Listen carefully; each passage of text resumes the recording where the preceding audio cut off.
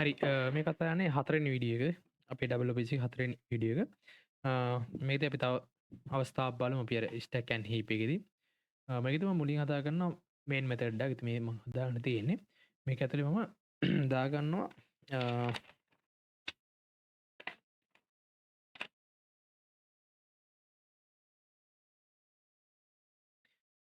මම මේක දා ගන්නවා int කියලා.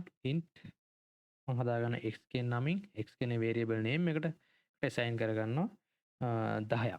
හරිද? ඔන්න ඔය දාගෙන ඊට පස්සේ මම තව variable එකක් හදා ගන්න. ඒකත් int එක type එකේ int එන මේක y කියලා variable එක. මේකට දා ගන්නවා කෙලින්ම 20 වගේ එකක්. 20 කියන value එක. හරිද? ඊට පස්සේ මම මේ දෙකම system out එකක් දෙනවා. system එකක් out දෙනවා එකක් x ඊට පස්සේ එකම තව එකක් දෙනවා. මෙතනින් y එකත් මම s out එකක් දෙනවා. y එක මම මෙන්න මෙතන දෙනවා. හරිද? මෙන්න මේක මෙහෙම දුන්නම අපි මේක stack and heap එකේ බැලුවොත් මේ කොටස අපි මෙන්න මේ කොපියක් අරගෙන අපි stack and heap එක කොහොමද මේක වැටෙන්නේ කියලා පොඩ්ඩක් බලමු. මේක ගත්තොත් මෙන්න මෙහෙම තියෙන්නේ. හරි. මේ තියෙන අපේ හරි මේක තමයි අපේ කෝඩ් එක. ඒතර මේකෙදි පළවෙනියටම මෙතන එනවා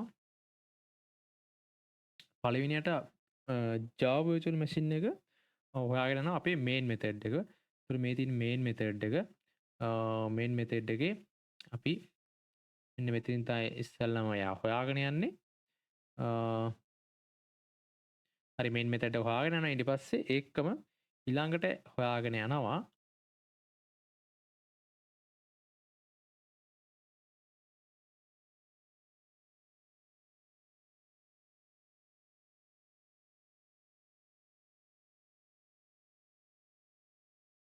හරි ඊට පස්සේ ඊළඟට හොයාගෙන යනවා මෙයාව පළවෙනි ලයින් එකට යනවා මේන් එකට ආවට පස්සේ එයා එනවා පළවෙනි ලයින් එකට. ඒතකොට මේ තියෙන පළවෙනි ලයින් එක ෆයිල් ලයින් එකට ආවට පස්සේ මෙතනදි කියනවා type එක intern variable එක extern එකම value එක 10 කියන මේකක් හදන්න කියලා. එතකොට මේකෙදි stack එක පැත්තෙන් කෙලින්ම හැදෙනවා variable එක.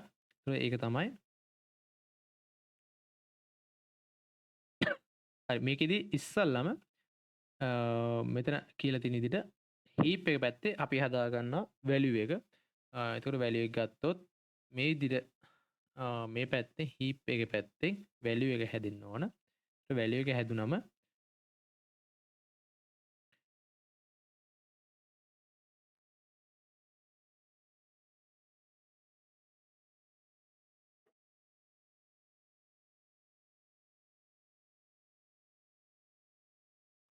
හරි value එක මෙන්න මේ විදිහට 10යි කියලා එනවා.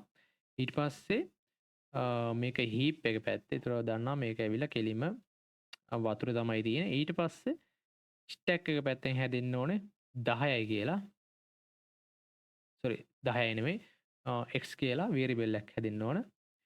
ඒක මම මේ පැත්තෙන් මෙන්න මෙහෙම දාගන්න. ඒතර මේක ඇවිල්ලා x කියන එක එනවා.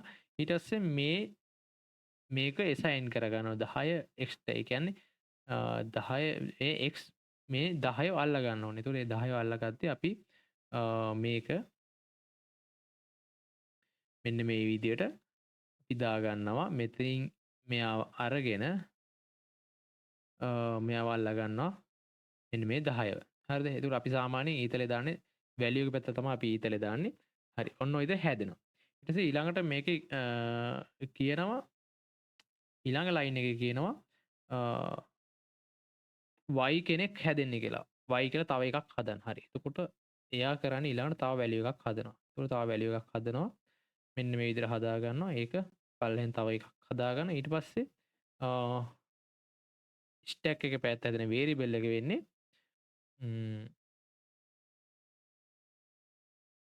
මේක ඇවිල්ලා කෙලින්ම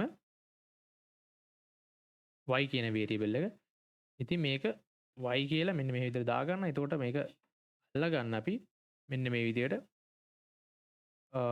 අපි මෙන්න මේ විදිහට heap එක පැත්තට මෙන්න මේ විදිහට දානවා. හරි. ඔන්න ඔය තමයි හැදෙන්නේ. ඊට පස්සේ ඊළඟට වෙන දේ තමයි මෙතනින් කියනවා සිස්ටම් අවුට් එකක් දෙන්න කියලා. හරි සිස්ටම් අවුට් එකක් දෙන්න කියලා තියෙන. ඒ සිස්ටම් අවුට් එකේ කියලා තියෙන්නේ මෙන්න මේ x තමයි print කරන්න කියන්නේ. ඒතකොට කෙලිම RAM එකේ x හොයා ගන්න ඕනේ. ඒතකොට RAM එකේ x හොයා ගන්න නම් එතකොට මේ ඉන්නේ කෙලිම මෙතඩ් එකක් ඇතුළේ. ඒතකොට මෙතඩ් එකක් ඇතුළේ ඉන්නවා කියන්නේ මෙයා හොයන්නේ මෙතඩ් ලෝකල් වෙරියබල් කෙනෙක්. එතකොට එයා ස්ටැක් එක පැත්තේ හොයනවා x කෙනෙක් ඉන්නවාද හරි x කෙනෙක් ඉන්නවා. එතකොට x ට සෙට් වෙලා තියෙන වැලියු එක තමයි 10. එතකොට කෙලින්ම අවුට්පුට් එක විතර එන්න ඕන මෙතනදී අවුට්පුට් එක විතර එන්න ඕන 10යි කියන එක. හරිද? ඊට පස්සේ මෙන්න මෙතන අපි අවුට්පුට් කියලා එකක් හදාගමු. මේකදී අපි අවුට්පුට් කියලා මෙන්න මේ විදිහට අවුට්පුට් කියලා ඔන්න ඔය විදිහට අපි එකක් හදාගමු. හරි මේක මෙන්න මේ විදිහට තියෙනවා. ඊට පස්සේ මේක යටතේ ගත්තොත් අවුට්පුට් එකේ විදිහට අපිට එනවා 10යි කියලා. හරිද? ඔන්න ඔය විදිහට 10යි කියලා අපිට අවුට්පුට් එකක් එනවා. ඊට පස්සේ ඊළඟට මේකේ කියනවා මෙතනදී ඊළඟට අපිට කියනවා සිස්ටම් අවුට් එක දෙන්න කියනවා y ගේ.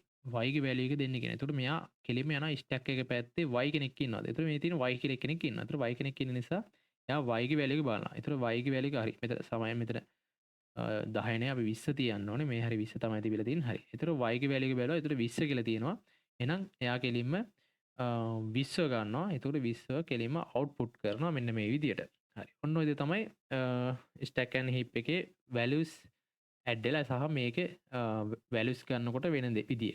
ඊට පස්සේ ඊළඟට මෙයා යනවා මේකේ මේ මෙතඩ් එකේ closing එකට එනවා. ඒ කියන්නේ public void main එකේ closing එකට. closing එකට ආව කියන්නේ මේවා කොහොම variables ටික destroy වෙනවා. එතකොට මෙන්න මේ ටික කෙලින්ම destroy වෙන්න පටන් ගන්නවා. ඉතින් ඒකට අපි ගමු පොඩි මේකක්.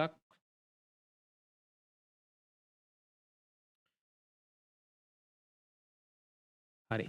මෙන්න මේක destroy වෙන්න ගන්නවා. හරි මේක destroy වුණා කියන්නේ මේ value එක heap එකේ පාවෙන්න ගන්න. ඒතර heap එකේ පාවෙන්න ගත්තා කියන්නේ අධිය රකුස ඇවිල්ලා මේක ගන්න. ඒ කියන්නේ garbage කරට ඇවිල්ලා ගන්න. ඒතර ඊළඟටත් ඉතුරු එක මෙන්න මේ පල්ලෙහා තියෙන එකත් ওই විදියටම destroy වෙනවා. හරි ඒතර මේකත් ওই විදිහට පාවෙනවා. ඒතකොට මේකේ සම්පූර්ණ මේ දෙකම x සහ y destroy වෙච්ච ගම මෙන්න මේ values දෙක පාවෙන්න ගන්නවා. එතකොට අර ගාබේජ් කරට ඇවිල්ලා මෙන්න මේ දෙක කොයිලා හරි ඒක අයින් කරනවා. හරි ඔන්න ඔය දේ තමයි ප්‍රෝග්‍රෑමින් එකක් වැඩ කරන්නේ. ඒත් අපි මේකට ගියොත් අපි මේක රයිට් ක්ලික් කරලා run file දුන්නාම ඒකේ output විදියට එනවා 10 සහ 20 කියන එක. ඒතර මේකෙත් අපි output එක බැලුවා 10 සහ 20 කියලා තියෙනවා. හරි. ඔන්න ඔය දේ තමයි මේක වැඩ කරන්නේ. හරි ඊට පස්සේ අපි තවත් වීඩියෝ එකකින් ඉස්සරහට හම්බෙමු. හරි thank you.